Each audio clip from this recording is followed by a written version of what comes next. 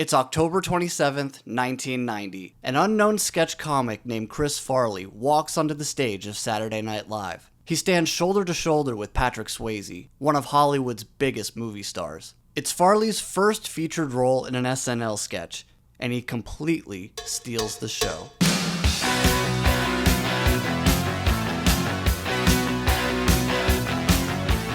Farley's performance in the Chippendale sketch instantly launches him into superstardom. He appears on David Letterman, who sings his praises. On that program, no offense to anybody else, you're the life of the party, buddy.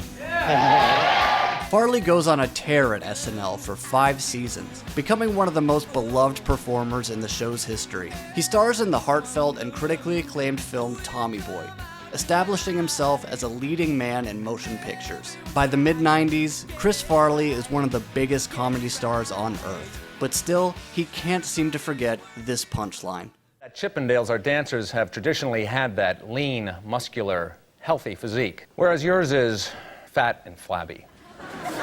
Right.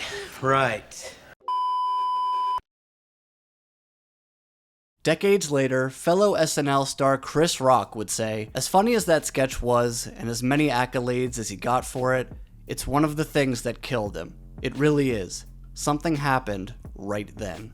What the Chippendale sketch did was create a demand for what Farley called fatty fall down roles, where he'd play an oafish character whose physical appearance was the joke. His lifelong struggles with addiction and self-loathing were worsened by these roles, but in many cases, Farley felt like he couldn't say no to them, especially when it came to starring in the 1997 martial arts comedy Beverly Hills Ninja. Beverly Hills Ninja was conceptualized around 1990, with Dana Carvey originally attached to play the lead role. After Carvey dropped off, Chris Farley was offered the lead, but turned it down numerous times. He wanted to avoid playing another Chippendales type character. Farley's manager also advised him not to do the film, but after Sony Pictures offered Chris $6 million, he reluctantly said yes. In the movie, Chris plays Haru, who was washed up on the shores of Japan as a baby and was adopted by a school of ninjas. He spent his life attempting to fulfill an ancient prophecy, the prophecy of the Great White Ninja.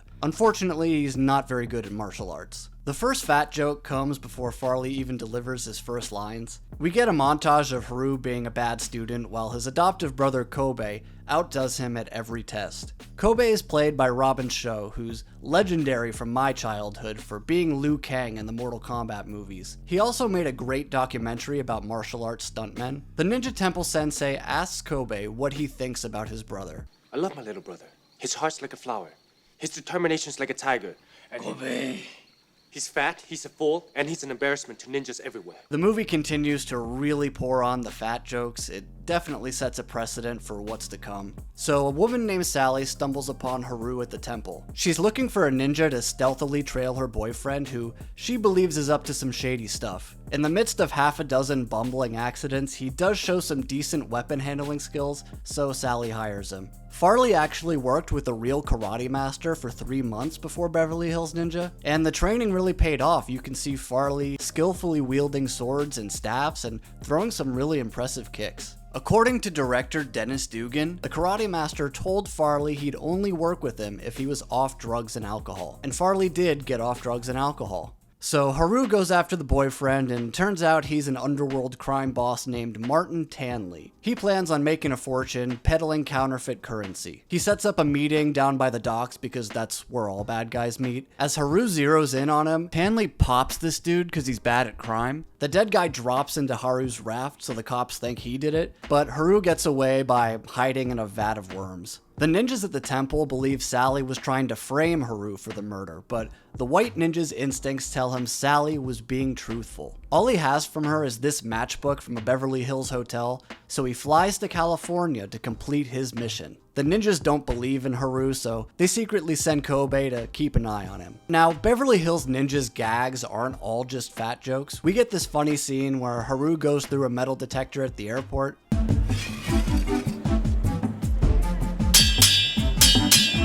Yeah, can you tell this was pre-9/11? Haru arrives in Beverly Hills and meets Chris Rock's character, who's a bellhop at this 5-star hotel. Rock is enamored with his new ninja friend and basically becomes his protege. We also get this great gag where Haru's shoes and sandals keep getting swept up by a custodian. Another bit that really works is when Haru goes around searching for Sally, but he's constantly getting confused because everyone in Beverly Hills looks the same. Kobe remains in disguise while he tails his brother. He spots Sally and flattens her tire so Haru will notice her. This pattern basically rinses and repeats for the rest of the movie. Haru is about to fail, Kobe secretly does all the ninja work, and Haru is able to continue on. Sally tells Haru not to help her, but he's still got a ninja mission to uphold. Haru trails the bad guys to this strip club and he ends up stumbling onto the stage. Farley drops his character's catchphrase here for the first time. Holy shit, Tom! Not quite as good as Holy shnikes. but it's not terrible either. But I did get a little sad when the movie basically started to recreate the SNL Chippendale sketch. I couldn't help but wonder if Chris felt like he was reliving a nightmare while filming this. Anyway, a bunch of people get killed, and now the cops think Haru did those murders as well. Haru tracks Tanley down to this very evil, very nice mansion. Sally suddenly rolls up, and Haru discovers that Sally isn't her name at all, it's Allison. He sneaks into the mansion with some help from Kobe and confronts Allison, but turns out she wasn't trying to frame him. She's actually trying to prove that it was Tanley who murdered her sister. So with Haru's intuition proven correct, he continues with his mission. He disguises himself as a Benihana chef and eavesdrops on a meeting between Tanley and one of his associates. Ohio, konbanwa.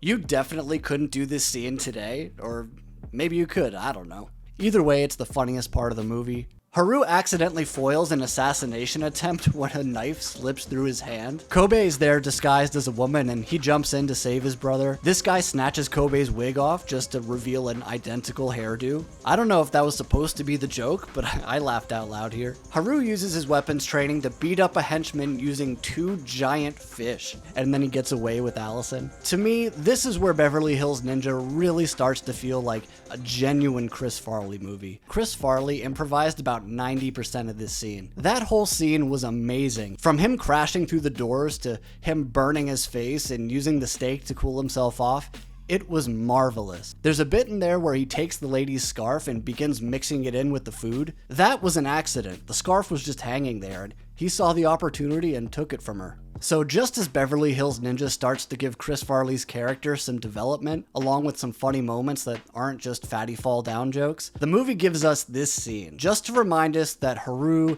is indeed a fat slob.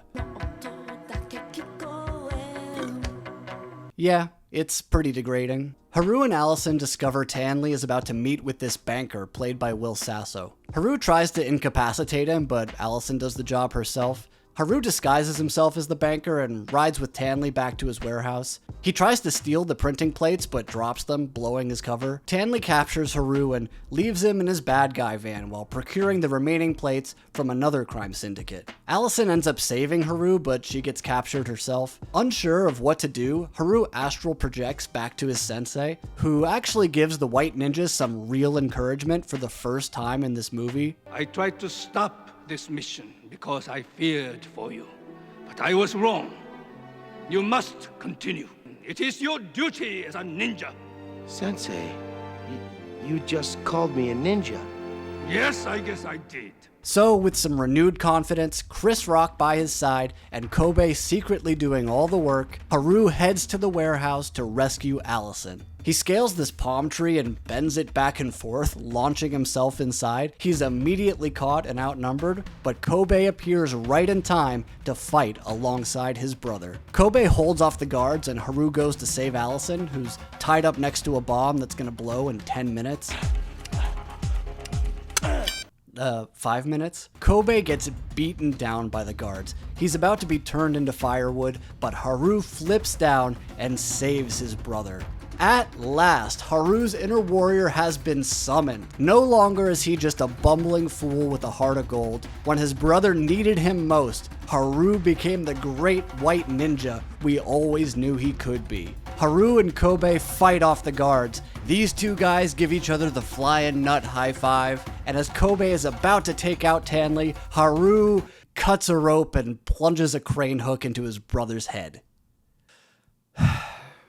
I guess Haru's still just a fuck up after all. He runs to Allison and finds a harpoon gun. He blasts the harpoon through the wall and somehow it latches on to Tanley's getaway truck. The truck pulls Haru and the giant gun through the wall, taking the bomb with it. The bomb falls into the back of Tanley's truck and blows it straight to hell. The day is saved, again by accident, but good enough, I guess. What a fool I was. The movie ends with Haru and Allison back in Japan. They say goodbye to the School of Ninjas, and Kobe presents his brother with his very own sacred medal. It's a touching moment between these spiritual warriors, but somehow a grappling hook gets caught on Kobe's wheelchair. Haru's bus drags him away and launches him off a fucking cliff. Kobe falls like 50 stories, but don't worry, he's fine. To sum this movie up, I'm glad that Beverly Hills Ninja gave Chris Farley's character a little bit of resolution. When the pressure was on, Haru maintained his bravery and was even able to tap into his ninja skills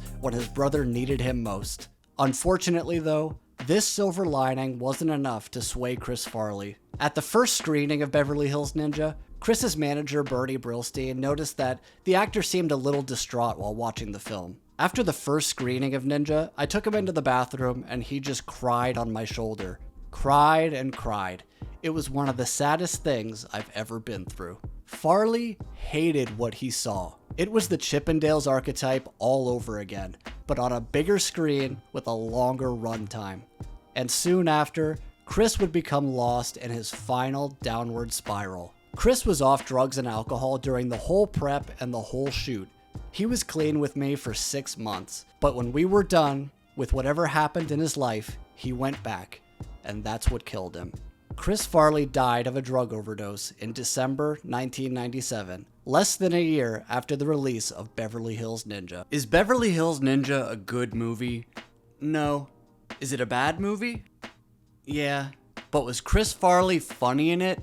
Absolutely. He genuinely took this awful premise, gave it some memorable moments, and made it just about as good as it could possibly be. Chris Farley, the performer, was pure joy and childlike innocence personified into one fearless talent. But Chris Farley, the human being, was an extremely sensitive man, and Beverly Hills Ninja pushed him further into the one stereotype that never failed to erode at his self-worth. But Chris's talent went far beyond his physical gags. To this day, he's remembered for his charisma, booming voice, comedic timing, and irresistible charm. Chris Farley was so much more than just the funny fat guy.